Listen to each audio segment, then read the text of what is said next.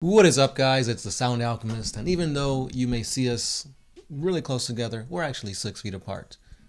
Oh yeah, we're supposed to remain 6 feet apart.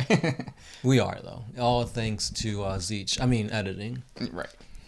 Sound Alchemist, Gersh 1! and welcome to another episode of For the Greater. This is a video series where we answer the questions left by you, the viewer. If you have a question for us, comment down below. Put a question in front of your question because we get to those questions first. That is what Casper C did. He asked. Casper? I'm scared. Boo. No. What is the Army/Legion of the Light? Yeah, we've mentioned it a lot before. So back in the day, Lupe Fiasco came out with an album where he rapped about how his grandmother or aunt is now part of the Army of the Light. So it's just all the good people in the world that die go to the Army of the Light in the real world. In 40K, the Army of the Light is the Army of the Emperor. The theory goes that the Emperor is slowly becoming a god of order within the chaos of the Immaterium. And his army, just like Krone has his Berserker Legions and Nurgle has his Plague Mosquitoes, the Emperor has his Legion of the Light. There's theories that the Legion of the Damned are actually members of the Legion of the Light. Yeah. So are the Saints. Yeah, the living saints. Saint Celestine. I forget all the other Saint saints. Beyonce. Saint Cardi B. No, Bridget B. But yeah, That's a good question. Who's the better B, Bridget or Cardi? Comment down in the comment section below. But yeah, and I don't think it's like canon that the Emperor is forming this Army of the Light. This is just a theory that flows through the internet, right, and gets hinted at. We need to read up on the Sisters of Battle or the new stuff just to see if anything. If they actually mention it, which it'd be really cool because that'd add a whole new side to 40K. Yeah, and then speaking about the Sisters of Battle, the Games Workshop released the Pariah models for the Sisters of Battle line. They look kind of cool. Yeah. There's one sister that's like screaming. Her face is okay. Well, I mean, she's screaming, so. Yeah, but even then, it kind of reminds me of like the Hero Click days when we used to play Hero Clicks and we would pull like a really cool model, but then the face would be all like looking like a homie. The old 50 Cent Machine little homie figures. But yeah. Next question. Yeah. This one's by August Anderson. Question. Please answer my question. Sure. Do you think that Iniad and Kane will go to Nurgle's Garden and free Isha? I hope that anybody can go to Nurgle's Garden and free Isha, because I've been wearing the free Isha sign for a long time now. We should definitely do that. Yeah. Have what is it, like airbrushed? Yeah. Oh, yeah. Get like white tall tees and airbrush it. Yeah. Just like in high school. When all the people who murdered and stole were in jail, but we were like, free my brother, blah, blah, blah. Yeah. He killed 29 people, but he didn't do it. Yeah. Yeah, I don't think that'll happen just because currently the main threat to the Eldar is definitely Slaanesh. I feel like they're pushing the agenda of staving off Slaanesh first before they can go to other chaos gods or other gods of themselves. And you also got to remember that Segura is also alive, but he's hiding. So. Yep. He is the old one that's still in the warp. Or isn't he in the webway. library? Yeah, the webway. Yeah. But do you think that the three of them could actually, free her? Well, I mean, seeing how Kane is constantly dying. No. Right. Iniad would probably be the best, but we haven't really seen him do anything. Yeah, Games Workshop brought out a literal god. And then they were just like... We got Primaris. Yeah. Put this on the shelf. Yeah, moving on. Oh, man. So many awesome stuff they could do with the Eldar. Yeah.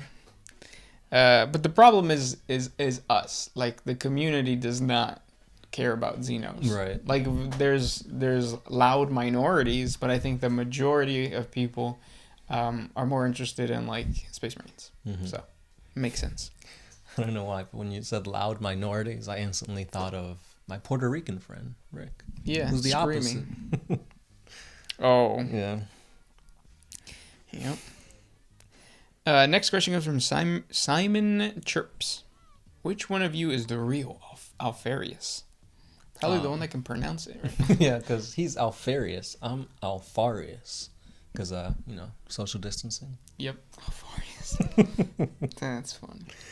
Will Higgins, if the Emperor of Mankind didn't exist, would humanity still have manifested an actual god or gods in the warp through centuries of belief? And if so, would these gods be good protection from the terrors of the warp? What's the scenario? What's the... So he's saying if the Emperor of Mankind didn't exist, would there still be like a creation of a god of order or something like that because of their beliefs and religion and stuff? Oh, okay. No, I don't think so. I think that especially the fragmented state of humanity, there would be maybe enough worshippers to bring about like a minor chaos god. But honestly, like the bigger chaos gods that feed off of like the more instinctual and animalistic emotions would just destroy those lesser gods. Right. Whereas you can't really do that with the Emperor because like the entire Imperium, which is a massive amount of people, is worshipping one thing. Yeah. Next question comes from Bilaumir. How many Imperial Guard does it take to kill one average Space Marine? It depends. A lot. Well, yeah, it also depends, but in general, I'm going to say a lot. Yeah. But yeah, that's true. Because if you look at the Astartes, what was it, like episode 3? You see a bunch of like humans. I mean, yeah, they're like corrupted or like heretical, but like the whole battalion couldn't take out one. Yeah. You tired? I'm very. Aethelwulf. So there are 5 Eldar Krone swords, and we know 4 of them. However, we don't know about the 5th. Could the 5th be the sword wielded by Farsight? So we're talking about the Krone swords, not the Krone swords. And these are the swords created by the 5 fingers of Val, the Eldar god of smiths. So, yes, you're right. We do know the possession and the location of 4 of these finger swords, except the last one. And I've been saying for a long time that it should be Eldars. It should be Farsight's sword, because that, at the time, would put the Tau into the current timeline and advance their story. But, like we were saying earlier, GW doesn't like anything Xenos related, even when they make a god. So they never advanced it. They never told us what happened to the 5th sword. So maybe they'll talk about it later. Yeah, but you can kind of understand where GW is coming from, because like on top of the fact that like the whole Krone swords are connected to the Eldar, they don't like Xenos. Now you're detaching yourself and having to talk about the Tau, which is something that's like even separate from like the bigger Eldar community. And then even within the Tau community, not all Tau players play Farsight or even care about Farsight. So like, I mean, I get what they're saying, but yeah, so much potential to create such an amazing story and tie everything together. But yeah, maybe they'll do it in the future. Yeah, I think the reason why is to like have something in the bag to bring out later. It's like, oh, so we've talked about all this Eldar stuff. Hey, we never finished the Krone swords. Let's talk about it. Yep. And even though they're called Krone swords, they don't have to be swords. Like one of them is the Twilight Spear. That's a spear, not a sword. So yeah, it leaves more avenues open to be explored. Next question comes from August Anderson. Question, please answer my question. Oh, I think we did that one. Oh, did we? Yeah. Oh, yeah, that was just, yeah. Next one then. This one's by Schmitz D. Goatson. Any tips for Nurgle worship? Looks like that's going to be all the rage this following year. Yeah, just get it. Just go out and get the virus. The virus. I was gonna say flu. No, but that's a joke. Don't. Nurgle comes to you. Yeah. Paint up some Nurgle units. Yeah, it would be really cool if you take something from the outside world and put it into like a Nurgle like base or a Nurgle model. Like maybe do something with some toilet paper, like tissue. If you could find it. Yeah, if you can find it, and then like put that on your base. I'm not saying put a literal like piece of toilet paper, but like there's ways where you can like make it part of the base and be cool. Just add a little bit of water, glue, or just cough on all your Nurgle minis, and that way when you go to like a GW or you're playing with your friends, every time they touch it, you could laugh inside knowing you're spreading the plagues. Yeah. Don't do that. I don't even think GW stores are open right now. No, I think they're all closed. They don't even ship, as far as I know. Oh, really? Damn. Next question comes from West. Go ahead. West Hems 117. Has Gersh gotten a little more thick due to the quarantine? No, actually, I've lost weight. That's what depression and fear does to you. Exactly. I think it was just because I had a beard, and the beard made my chin look bigger. That's about it. Next question. Sneaky Snake. Has Gilliman, or any other Primarch for that matter, ever encountered the Legion of the Damned? Primarch, not that I'm aware of, but other Space Marine chapters have, and a lot of times they don't believe what they're seeing because the Legion of the Damned is like spectral, and they can appear in multiple places at once, so it's almost like you're seeing ghosts, and it's like you don't know if they're really there or what's going on. Yeah. Kind of like my dad. Next question comes from Alex Max 2020.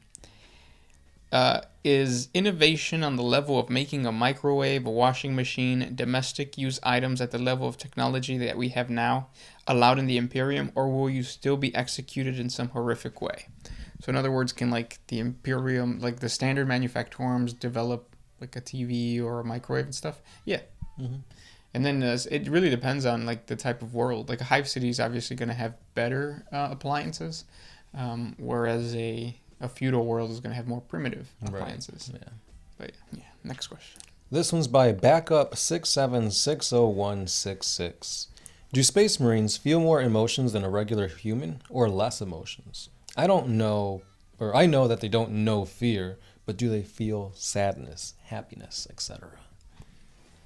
It's tempered, so it's at a level like they're always very stoic, and like they kind of understand like what their role is, and they don't fear the negativity of like a situation. They just accept it. Which is what you should strive to do, right? That's what we should all strive to do. Yeah. Don't think about yourself. Think about the greater good. Yeah, that's how. This one's by Tamble Track. Do you think that Magnus would want to return to humanity because he kind of didn't want to turn from the Imperium, and he was willing to sacrifice his legion for it? If something like that was to occur, how would Gilliman and the rest of the Imperium react? So yeah, I mean, you are kind of right that it wasn't really Magnus's plan to turn to Chaos and to Tzeentch.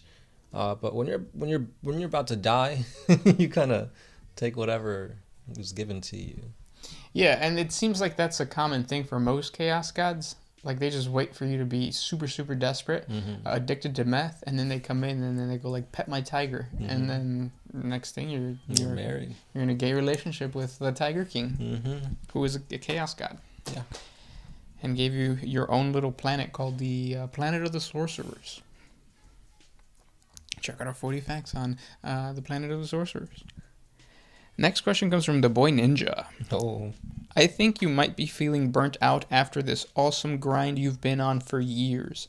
What are some old projects you have stopped for some reason or another that you might like to finish to give yourself a mental rest? We all need a break sometimes for the healthy living. Yeah, I mean, I guess. The series that I keep stopping and picking up and stopping and picking up is the Versus battle, the Grim Dark battles. At first, I was just pumping them out. It was really fun.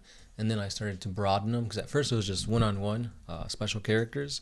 And then it was like groups, like Nurglings versus Gretchen. And then I decided to go like all out. So I'm probably going to like pick it up again, which I still have to do the Belisarius Call versus Be'lakor fight. So I got to do that. And then the other thing that I haven't touched in a year, which is crazy, is the lore for my fan chapter, the Celestial Sons. So I got stuff to bring back. Yeah.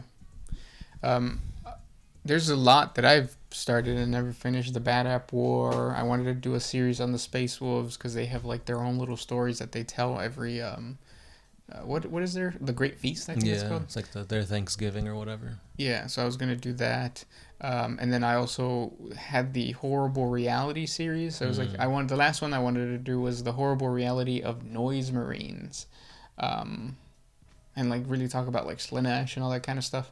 But I just never got around to it. I might do it soon, but we'll see. Yeah. The next question comes from King Sam. He asks, does the Necron Homeworld still exist in 40K? If yes, is it like the World Engine, or is it just a normal Tomb World? That's a good question. Yeah. I don't know the actual answer to that. Yeah, they've never said in the lore what happened to the Necron tier Homeworld. During the War in Heaven, I mean, I would have assumed that it was well protected, and it would be a situation where it is as powerful as a world engine. But at the same time, I feel like once the Necrons became the Necrons and they weren't attached to their core worlds or to their home world like that, I don't think it would have. Well, no, because of the Silent King always had his dynasty, right? Yeah. And he was trying to get the other dynasties together. I think, I just honestly think that Games Workshop is just holding on to that. Kind of like what you were saying with Farsight. The Krone swords and Farsight and all that. That's just something that maybe later on they're going to bring it up. Because the Silent King is supposed to be in the galaxy. Yeah. Warning everybody about the Tyranids or something like that. So yeah, maybe in the future we'll hear about the Necron tier homeworld. If there is a future. Yeah, if there is a future. But I would assume it probably did become somewhat like a tomb world. Civilizations after like thousands and thousands of years probably settled on there and built their worlds above this tomb. Yeah. So once it awakens, that's when stuff's gonna go. How awesome would it be if it was Armageddon? So it would be a situation where it was a Necron tier homeworld, and then it became the Olenor Empire, then it became Armageddon, and yeah, that'd be cool. Yeah, that's a bunch of like green things centered on there. Yeah, you got orcs and you got the green Necrons. And the Tyranids that are devouring green orcs and are becoming green themselves. Yeah. But yeah, those were the questions for today. If you guys have more questions for us, please comment down below. Don't forget we have Facebooks and Instagrams and TikToks. That's it. Yeah. Patreon too if you want to help support us. A simple dollar goes a long way. Yes. This was Gersh. The Sound Alchemist, and we are out.